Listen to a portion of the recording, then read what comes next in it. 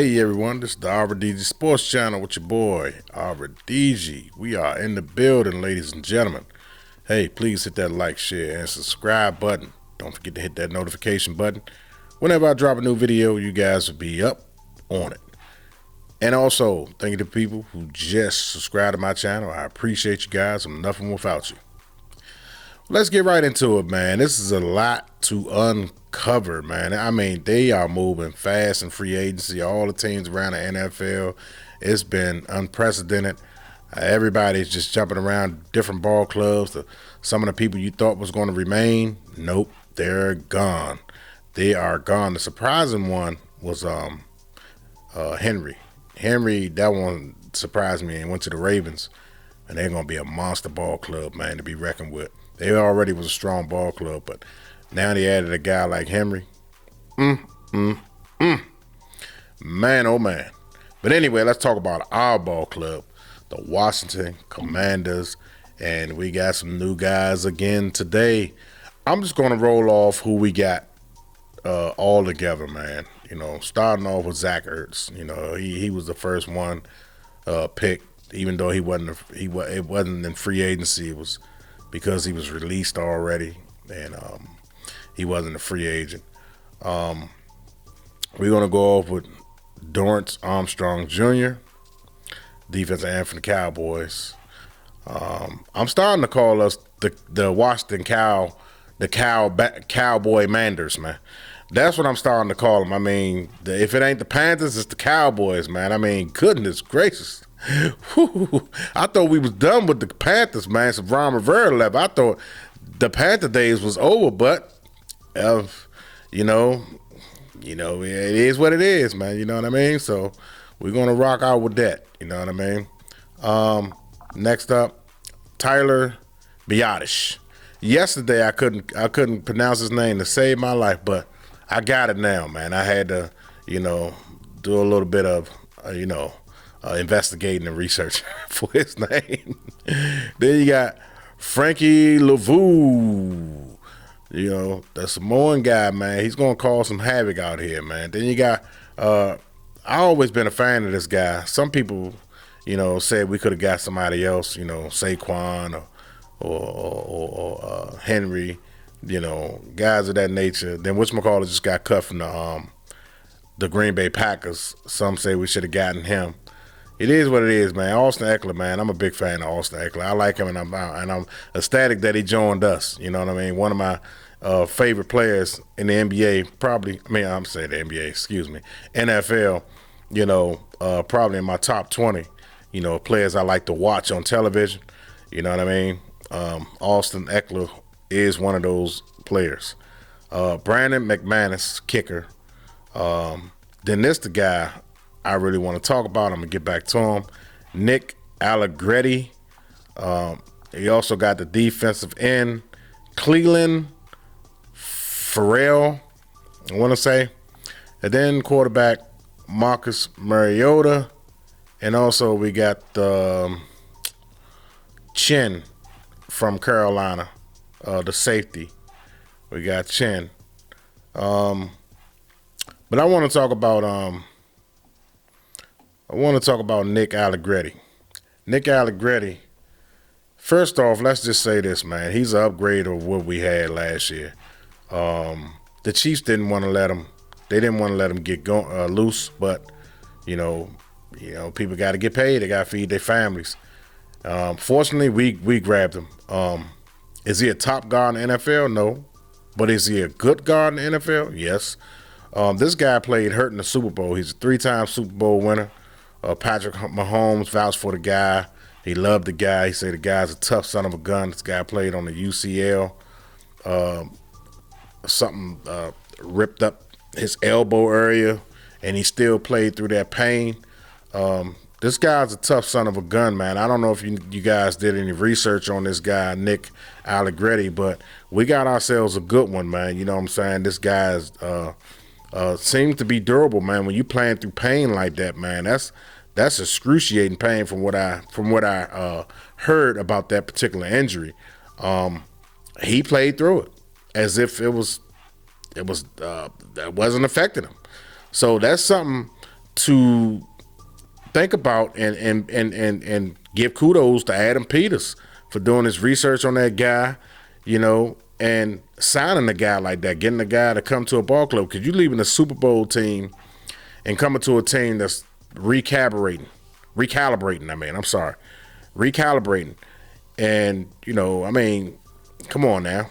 You're walking away from a Super Bowl winning team to possibly can repeat again. You know what I'm saying? Next season.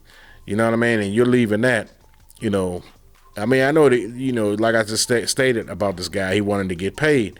You know what I'm saying? And it also, it's not about the money because he could have probably went someplace else.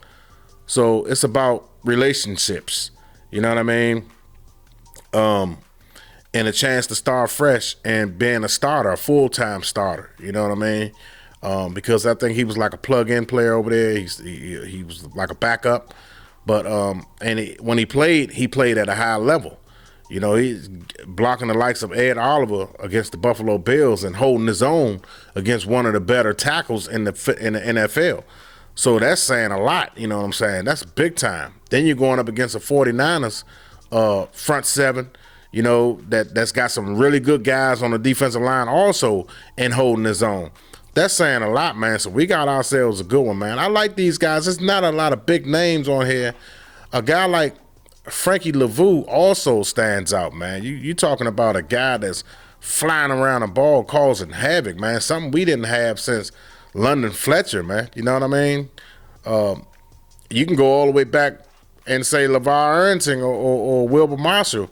That's how far back, we haven't had a good linebacker. And I think this guy, he can play. He's interchangeable. He can play on the defensive line also, and he can play linebacker. So we got ourselves a good one right there. You know what I mean? So and then Tyler Biadasz, you know what I'm saying? That's a guy that's a center that can really help a young quarterback out, man. You know what, man? I'm really loving these moves. They're not big splashes. They're moves they're the type of moves of letting people know that we're trying to fix our needs, man. You know what I'm saying? And we're going to handle the rest. So we're going to pick the best player available in the draft. And I keep telling you guys, I made a video. Video didn't get that much love because I released it on draft day. Inexperienced rookie that I am. Still learning this YouTube thing. Still learning when to put the content out. That content, the other day, Monday, went over everybody's head when I put out the content about Brian Thomas, Jr. and Polk. You know what I'm saying? The same Polk. When I put those videos out, I put that video about those two players that they're early in the second round. We should grab those guys. You know what I mean? I didn't get that much love. I should have put it out another time, but that's neither here nor there. I may resurface and do it again. You know what I mean? But yeah, possibly in the second round, man. We need to get a wide receiver, man. To take that offense to the next level. And I say that the reason why I say because we're addressing the offensive line, as you guys can see, we got two. Like I stated, I said that. You guys really need to listen to what I be saying. I be saying a lot. Go back and listen to my old videos, man, about Emmanuel Forbes. When I said we was gonna get him before we even drafted, I was raving and saying that was one of the guys that was in my mock. So I pretty much know what I'm talking about. If you want accurate, you know what I'm saying, commentary, come over here to this channel, the Allegretti Sports Channel. I'm giving my own self a plug. You know what I mean? But those two wide receivers, man, we really need to take a long, hard look in the second round. Early that first pick in the second round, man, we need to snag one of them boys. Lassane Polk and Brian Thomas Jr. We need to snag one of those boys. I'm telling you, that could take a lot of pressure off the young quarterback that we draft, that we'll be drafting. You know what I mean? Let's talk about Sam Howell real quick. We signed Marcus Mariota, right? What did that mean for Sam Howell? It means that he might get cut. I don't know if we're going to carry. See, Ron Rivera was cool with carrying three quarterbacks on the roster. I don't know. We got so many holes. We don't have time to be carrying three quarterbacks on the roster. We really don't.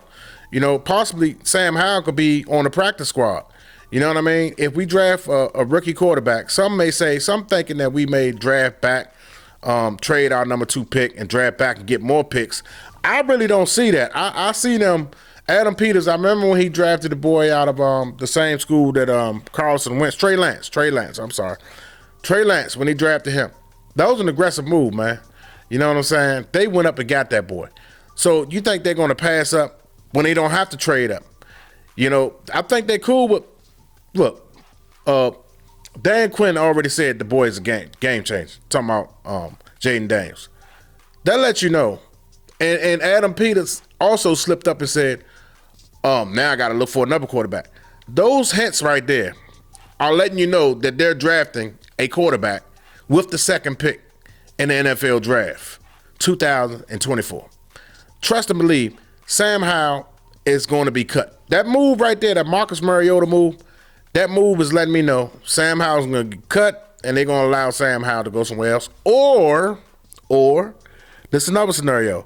They could trade Sam Howell on draft day, depending on how many quarterbacks go, and the team may be leaping and may be reaching. I'm just saying, asking for Sam Howell and giving us a draft pick. So you gotta have Sam Howell as leverage. I'm pretty sure they made that move strategically because teams was inquiring about Sam Howell's services, and Adam Peters, being a smart guy that he is, probably told those people, those teams, we're waiting on draft day. That'll be to make the move to play. Guess what? If they still interested, if they still press, depending on how this quarterback draft goes, team may give us a 2nd round pick out of desperation. You just never know. Or another scenario, training camp, preseason, a team's quarterback can get hurt. All of a sudden, they looking at Sam Howell. He got a year and a half under his belt. Well, a year and 1 game under his belt. You know what I mean? So, hey, he got some experience. They may feel they could do something with him. These are all options, ladies and gentlemen. Listen to your boy, Allegretti. Trust me. But anyway, enough of the scenarios.